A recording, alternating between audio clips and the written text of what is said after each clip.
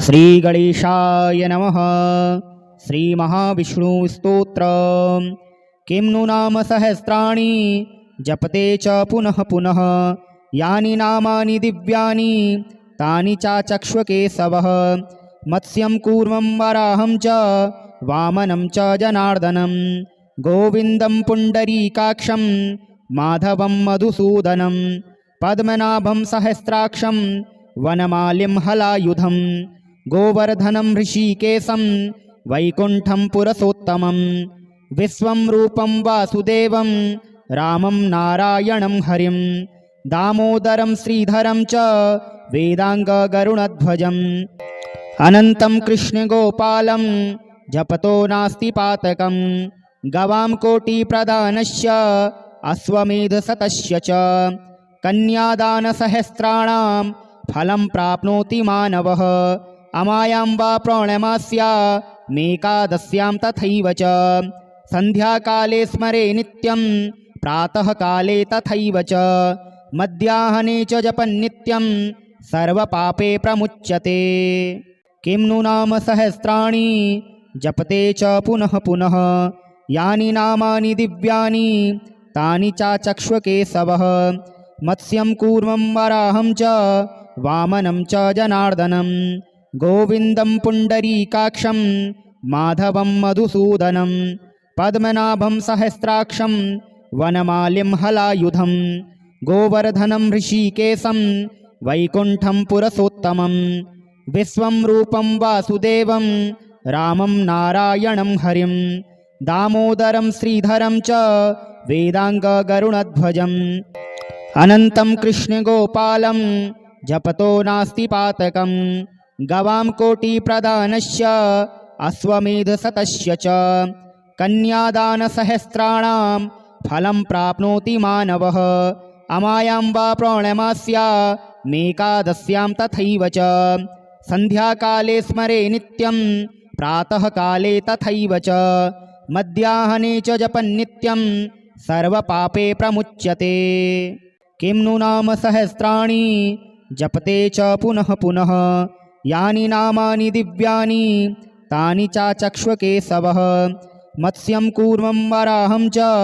वामनं च जनार्दनं, गोविन्दं पुण्डरीकाक्षं माधवं मधुसूदनं, पद्मनाभं सहस्राक्षं वनमालिं हलायुधं, गोवर्धनं ऋषिकेशं वैकुण्ठं पुरुषोत्तमं, विश्वं रूपं वासुदेवं रामं नारायणं हरिं, दामोदरं श्रीधरं च वेदाङ्गगरुणध्वजम्, अनन्तं कृष्णगोपालं जपतो नास्ति पातकं, गवां कोटिप्रदानस्य अश्वमेधशतस्य च, कन्यादानसहस्राणां फलं प्राप्नोति मानवः, अमायां वा पौर्णमास्या मेकादश्यां तथैव च, सन्ध्याकाले स्मरे नित्यं प्रातःकाले तथैव च, मध्याह्ने च जपन्नित्यं सर्वपापे प्रमुच्यते। किं नु नाम सहस्राणि जपते च पुनः पुनः, यानि नामानि दिव्यानि तानि चाचक्ष्व केशवः। मत्स्यं कूर्मं वराहं च वामनं च जनार्दनं, गोविन्दं पुण्डरीकाक्षं माधवं मधुसूदनं, पद्मनाभं सहस्राक्षं वनमालिं हलायुधं, गोवर्धनं ऋषिकेशं वैकुण्ठं पुरुषोत्तमं, विश्वं रूपं वासुदेवं रामं नारायणं हरिं, दामोदरं श्रीधरं च वेदाङ्गगरुणध्वजम्, अनन्तं कृष्णगोपालं जपतो नास्ति पातकं, गवां कोटिप्रदानस्य अश्वमेधशतस्य च, कन्यादानसहस्राणां फलं प्राप्नोति मानवः, अमायां वा पौर्णमास्या मेकादश्यां तथैव च, सन्ध्याकाले स्मरे नित्यं प्रातःकाले तथैव च, मध्याह्ने च जपन्नित्यं सर्वपापे प्रमुच्यते। किं नु नाम सहस्राणि जपते च पुनः पुनः, यानि नामानि दिव्यानि तानि चाचक्ष्व केशवः। मत्स्यं कूर्मं वराहं च वामनं च जनार्दनं, गोविन्दं पुण्डरीकाक्षं माधवं मधुसूदनं पद्मनाभं सहस्राक्षं वनमालिं हलायुधं गोवर्धनं ऋषिकेशं वैकुण्ठं पुरुषोत्तमं विश्वं रूपं वासुदेवं रामं नारायणं हरिं दामोदरं श्रीधरं च वेदाङ्गगरुणध्वजम् अनन्तं कृष्णगोपालं जपतो नास्ति पातकं गवां कोटिप्रदानस्य अश्वमेधशतस्य च कन्यादानसहस्राणां फलं प्राप्नोति मानवः अमायां वा पौर्णमास्या मेकादश्यां तथैव च सन्ध्याकाले स्मरे नित्यं प्रातःकाले तथैव च मध्याह्ने च जपन्नित्यं सर्वपापे प्रमुच्यते। किं नु नाम सहस्राणि जपते च पुनः पुनः यानि नामानि दिव्यानि तानि चाचक्ष्व केशवः मत्स्यं कूर्मं वराहं च वामनं च जनार्दनं गोविन्दं पुण्डरीकाक्षं माधवं मधुसूदनं पद्मनाभं सहस्राक्षं वनमालिं हलायुधं गोवर्धनं ऋषिकेशं वैकुण्ठं पुरुषोत्तमं विश्वं रूपं वासुदेवं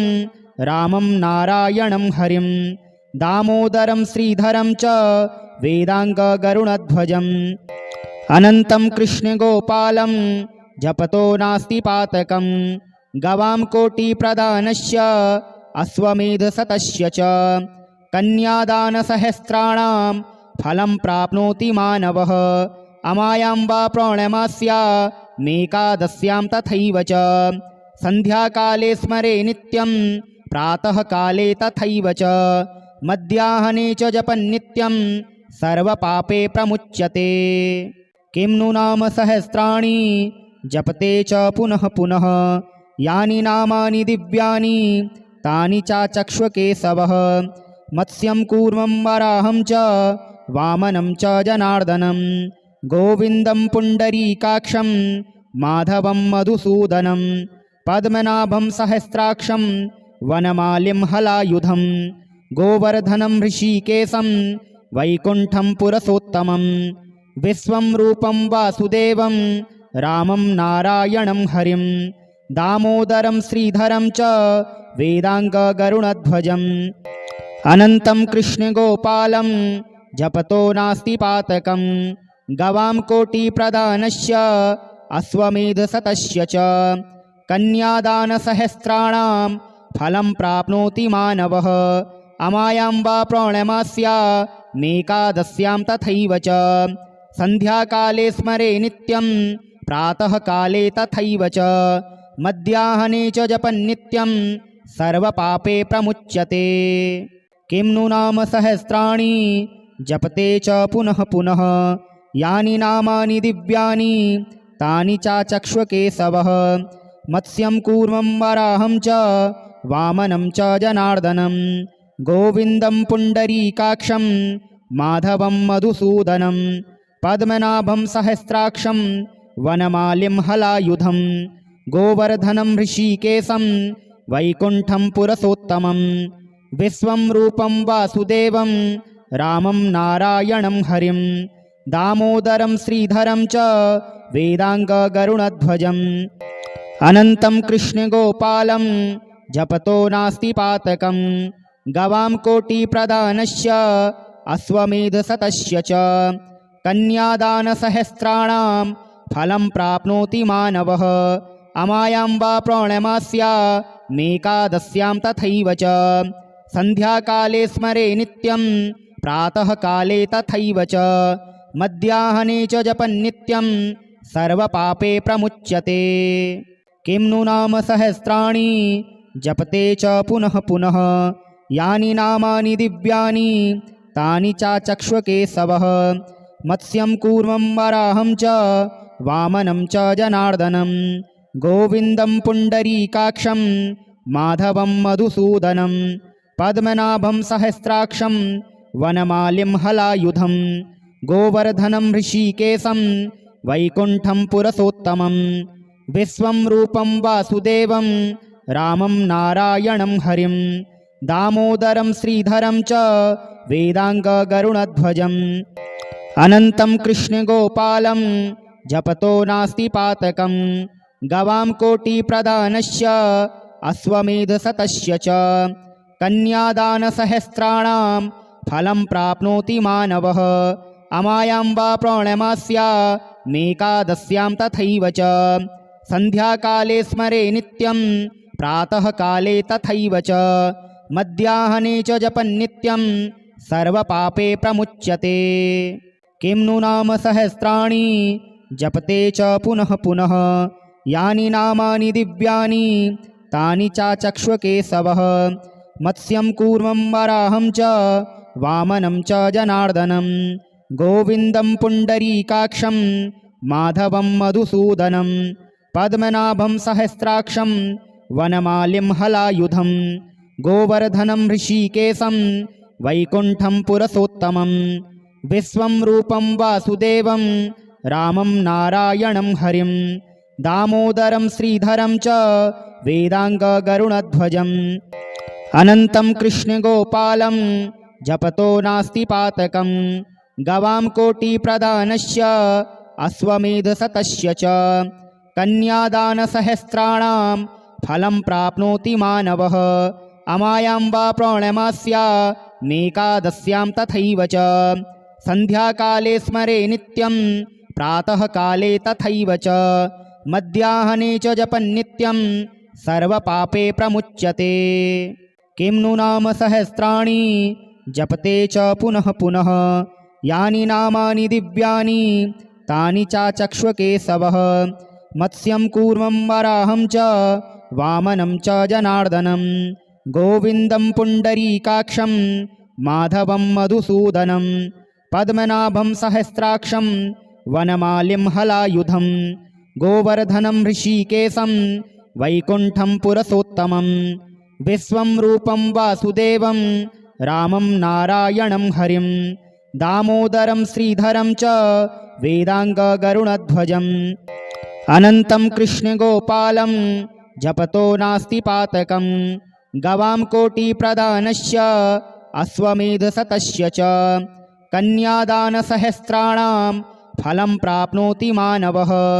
अमायां वा पौर्णमास्यामेकादश्यां तथैव च सन्ध्याकाले स्मरे नित्यं प्रातःकाले तथैव च मध्याह्ने च जपन्नित्यं सर्वपापे प्रमुच्यते। किं नु नाम सहस्राणि जपते च पुनः पुनः यानि नामानि दिव्यानि तानि चाचक्ष्व केशवः मत्स्यं कूर्मं वराहं च वामनं च जनार्दनं गोविन्दं पुण्डरीकाक्षं माधवं मधुसूदनं पद्मनाभं सहस्राक्षं वनमालिं हलायुधं गोवर्धनं ऋषिकेशं वैकुण्ठं पुरुषोत्तमं विश्वं रूपं वासुदेवं रामं नारायणं हरिं दामोदरं श्रीधरं च वेदाङ्गगरुणध्वजम् अनन्तं कृष्णगोपालं जपतो नास्ति पातकं गवां कोटिप्रदानस्य अश्वमेधशतस्य च कन्यादानसहस्राणां फलं प्राप्नोति मानवः अमायां वा पौर्णमास्यामेकादश्यां तथैव च सन्ध्याकाले स्मरे नित्यं प्रातःकाले तथैव च मध्याह्ने च जपन्नित्यं सर्वपापे प्रमुच्यते। किं नु नाम सहस्राणि जपते च पुनः पुनः यानि नामानि दिव्यानि तानि चाचक्ष्व केशवः मत्स्यं कूर्मं वराहं च वामनं च जनार्दनं गोविन्दं पुण्डरीकाक्षं माधवं मधुसूदनं पद्मनाभं सहस्राक्षं वनमालिं हलायुधं गोवर्धनं ऋषिकेशं वैकुण्ठं पुरुषोत्तमं विश्वं रूपं वासुदेवं रामं नारायणं हरिं दामोदरं श्रीधरं च वेदाङ्गगरुणध्वजम् अनन्तं कृष्णगोपालं जपतो नास्ति पातकं गवां कोटिप्रदानस्य अश्वमेधशतस्य च कन्यादानसहस्राणां फलं प्राप्नोति मानवः अमायां वा पौर्णमास्यामेकादश्यां तथैव च सन्ध्याकाले स्मरे नित्यं प्रातःकाले तथैव च मध्याह्ने च जपन्नित्यं सर्वपापे प्रमुच्यते। किं नु नाम सहस्राणि जपते च पुनः पुनः यानि नामानि दिव्यानि तानि चाचक्ष्व केशवः। मत्स्यं कूर्मं वराहं च वामनं च जनार्दनं गोविन्दं पुण्डरीकाक्षं माधवं मधुसूदनं पद्मनाभं सहस्राक्षं वनमालिं हलायुधं गोवर्धनं ऋषिकेशं वैकुण्ठं पुरुषोत्तमं विश्वं रूपं वासुदेवं रामं नारायणं हरिं दामोदरं श्रीधरं च वेदाङ्गगरुणध्वजम् अनन्तं कृष्णगोपालं जपतो नास्ति पातकं गवां कोटिप्रदानस्य अश्वमेधशतस्य च कन्यादानसहस्राणां फलं प्राप्नोति मानवः अमायां वा पौर्णमास्यामेकादश्यां तथैव च सन्ध्याकाले स्मरे नित्यं प्रातःकाले तथैव च मध्याह्ने च जपन्नित्यं सर्वपापे प्रमुच्यते। किं नु नाम सहस्राणि जपते च पुनः पुनः यानि नामानि दिव्यानि तानि चाचक्ष्व केशवः। मत्स्यं कूर्मं वराहं च वामनं च जनार्दनं गोविन्दं पुण्डरीकाक्षं माधवं मधुसूदनं पद्मनाभं सहस्राक्षं वनमालिं हलायुधं गोवर्धनं ऋषिकेशं वैकुण्ठं पुरुषोत्तमं विश्वं रूपं वासुदेवं रामं नारायणं हरिं दामोदरं श्रीधरं च वेदाङ्गगरुणध्वजम् अनन्तं कृष्णगोपालं जपतो नास्ति पातकं गवां कोटिप्रदानस्य अश्वमेधशतस्य च कन्यादानसहस्राणां फलं प्राप्नोति मानवः अमायां वा पौर्णमास्यामेकादश्यां तथैव च सन्ध्याकाले स्मरे नित्यं प्रातःकाले तथैव च मध्याह्ने च जपन्नित्यं सर्वपापे प्रमुच्यते। किं नु नाम सहस्राणि जपते च पुनः पुनः यानि नामानि दिव्यानि तानि चाचक्ष्व केशवः। मत्स्यं कूर्मं वराहं च वामनं च जनार्दनं गोविन्दं पुण्डरीकाक्षं माधवं मधुसूदनं पद्मनाभं सहस्राक्षं वनमालिं हलायुधं गोवर्धनं ऋषिकेशं वैकुण्ठं पुरुषोत्तमं विश्वं रूपं वासुदेवं रामं नारायणं हरिं दामोदरं श्रीधरं च वेदाङ्गगरुणध्वजम् अनन्तं कृष्णगोपालं जपतो नास्ति पातकं गवां कोटिप्रदानस्य अश्वमेधशतस्य च कन्यादानसहस्राणां फलं प्राप्नोति मानवः अमायां वा पौर्णमास्यामेकादश्यां तथैव च सन्ध्याकाले स्मरे नित्यं प्रातःकाले तथैव च मध्याह्ने च जपन्नित्यं सर्वपापे प्रमुच्यते। किं नु नाम सहस्राणि जपते च पुनः पुनः यानि नामानि दिव्यानि तानि चाचक्ष्व केशवः। मत्स्यं कूर्मं वराहं च वामनं च जनार्दनं गोविन्दं पुण्डरीकाक्षं माधवं मधुसूदनं पद्मनाभं सहस्राक्षं वनमालिं हलायुधं गोवर्धनं ऋषिकेशं वैकुण्ठं पुरुषोत्तमं विश्वं रूपं वासुदेवं रामं नारायणं हरिं दामोदरं श्रीधरं च वेदाङ्गगरुणध्वजम् अनन्तं कृष्णगोपालं जपतो नास्ति पातकं गवां कोटिप्रदानस्य अश्वमेधशतस्य च कन्यादानसहस्राणां फलं प्राप्नोति मानवः अमायां वा पौर्णमास्यामेकादश्यां तथैव च सन्ध्याकाले स्मरे नित्यं प्रातःकाले तथैव च मध्याह्ने च जपन्नित्यं सर्वपापे प्रमुच्यते। किं नु नाम सहस्राणि जपते च पुनः पुनः यानि नामानि दिव्यानि तानि चाचक्ष्व केशवः। मत्स्यं कूर्मं वराहं च वामनं च जनार्दनं गोविन्दं पुण्डरीकाक्षं माधवं मधुसूदनं पद्मनाभं सहस्राक्षं वनमालिं हलायुधं गोवर्धनं ऋषिकेशं वैकुण्ठं पुरुषोत्तमं विश्वं रूपं वासुदेवं रामं नारायणं हरिं दामोदरं श्रीधरं च वेदाङ्गगरुडध्वजम् अनन्तं कृष्णगोपालं जपतो नास्ति पातकं गवां कोटिप्रदानस्य अश्वमेधशतस्य च कन्यादानसहस्राणां फलं प्राप्नोति मानवः अमायां वा पौर्णमास्या मेकादश्यां तथैव च सन्ध्याकाले स्मरे नित्यं प्रातःकाले तथैव च मध्याह्ने च जपन्नित्यं सर्वपापे प्रमुच्यते। किं नु नाम सहस्राणि जपते च पुनः पुनः यानि नामानि दिव्यानि तानि चाचक्ष्व केशवः मत्स्यं कूर्मं वराहं च वामनं च जनार्दनं गोविन्दं पुण्डरीकाक्षं माधवं मधुसूदनं पद्मनाभं सहस्राक्षं वनमालिं हलायुधं गोवर्धनं ऋषिकेशं वैकुण्ठं पुरुषोत्तमं विश्वं रूपं वासुदेवं रामं नारायणं हरिं दामोदरं श्रीधरं च वेदाङ्गगरुडध्वजम्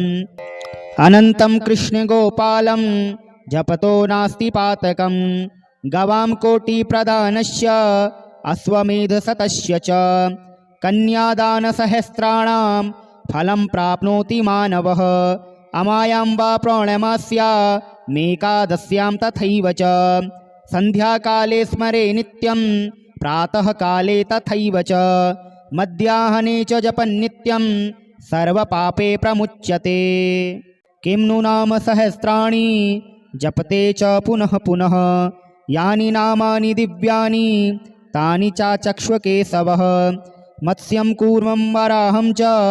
वामनं च जनार्दनं गोविन्दं पुण्डरीकाक्षं माधवं मधुसूदनं पद्मनाभं सहस्राक्षं वनमालिं हलायुधं गोवर्धनं ऋषिकेशं वैकुण्ठं पुरुषोत्तमं विश्वं रूपं वासुदेवं रामं नारायणं हरिं दामोदरं श्रीधरं च वेदाङ्गगरुडध्वजम् अनन्तं कृष्णगोपालं जपतो नास्ति पातकं गवां कोटिप्रदानस्य अश्वमेधशतस्य च कन्यादानसहस्राणां फलं प्राप्नोति मानवः अमायां वा पौर्णमास्या मेकादश्यां तथैव च सन्ध्याकाले स्मरे नित्यं प्रातःकाले तथैव च मध्याह्ने च जपन्नित्यं सर्वपापे प्रमुच्यते। किं नु नाम सहस्राणि जपते च पुनः पुनः यानि नामानि दिव्यानि तानि चाचक्ष्व केशवः मत्स्यं कूर्मं वराहं च